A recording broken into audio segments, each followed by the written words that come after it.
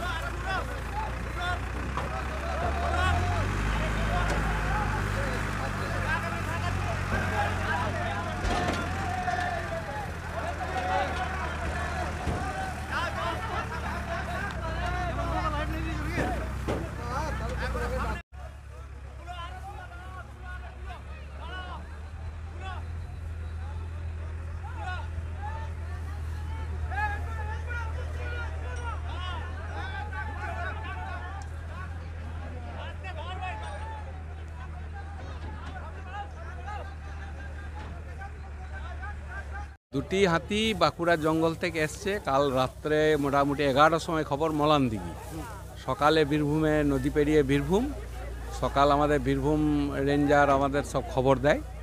আমরা প্রস্তুত, যেহেতু আমি কাঠ ব্যবসার সঙ্গে যুক্ত তার জন্য হাজির আছি সৌজন্যের খাতিরে।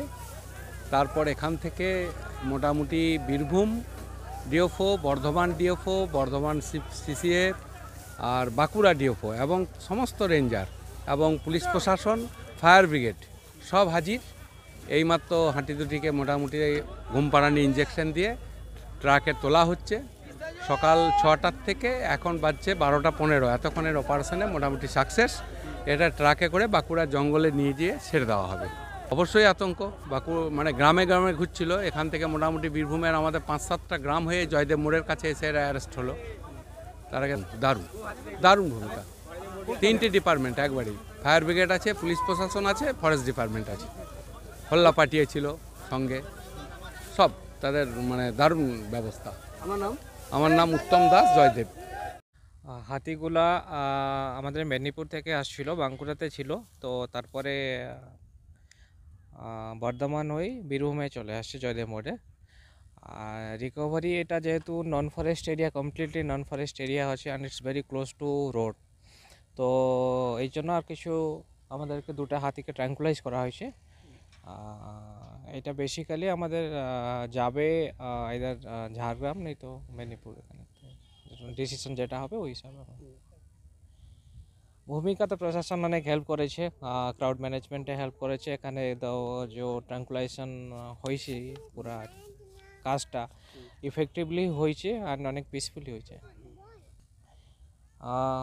অবভিয়াসলি মতলব আমাদের যেহেতু আমাদের জয়দেব মেলা চলছিল, তো লোকদের আতঙ্ক ছিল, ওদেরকে অ্যাওয়্যার করা হয়েছিল কি যেরকম না যাবে, অ্যান্ড সাকসেসফুলি করা হয়েছে, কোনো ক্ষতি হয়নি, কিছু হয়নি। এটা আমাদের যেটা ডিসিশন হবে ওই হিসাবে আমাদেরকে আইদার ওখানে ঝাড়গ্রাম নয়তো মেদিনীপুর, যেটা ফাইনাল হবে ওখানে আমরা করব।